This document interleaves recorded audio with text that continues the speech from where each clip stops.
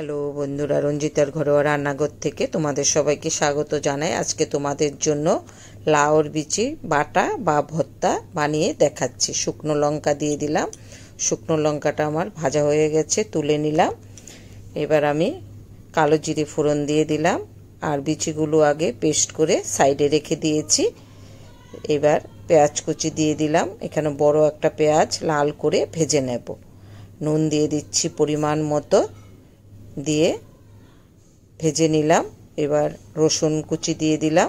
এখানে 3-4 কোষ রসুন, হলুদের গুঁড়ো আধা চামচ, লঙ্কার গুঁড়ো 1 চামচ, ভালো করে কষে নিলাম। এবার পেস্ট করা বিচিটা দিয়ে দিচ্ছি।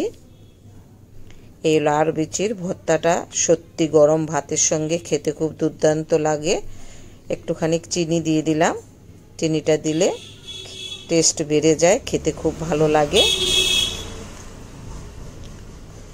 এবার শুকনো লঙ্কাটা একটু গুঁড়ো করে দিয়ে দিলাম, আর কিছুটা ধনেপাতা কুচি দিয়ে দিলাম।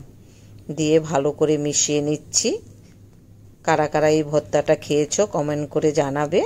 যদি রেসিপিটা ভালো লাগে তোমরা এইভাবে করে দেখতে পারো। অনেক সময় লাউ আনলে বিচিগুলো একটু শক্ত শক্ত থাকে, তাই আমি এইভাবে ভর্তাটা বানিয়ে তোমাদের সঙ্গে শেয়ার করছি। আমি প্রায়ই বানাই যখন এরকম লাউয়ের বিচি শক্ত থাকে। আমার বাড়ির সবার খুব পছন্দের একটা রেসিপি। যদি রেসিপিটা ভালো লাগে একটু লাইক শেয়ার করে দিও। সবাই ভালো থেকো, সুস্থ থেকো, পাশে থেকো।